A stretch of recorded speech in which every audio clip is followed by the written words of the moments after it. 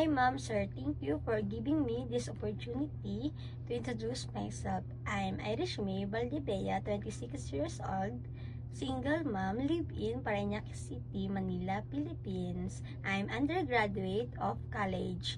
I have one daughter and my daughter's age is 1 year old. As a domestic helper here in the Philippines, I have 2 years experience of taking care of child in the Pampanga City. My main duties is to give them food, give them vitamins, send them to bed, and my other duties is to cleaning house, washing clothes, I do ironing, and to my future employer, if you choose me, I'm willing to learn how to cook Chinese food.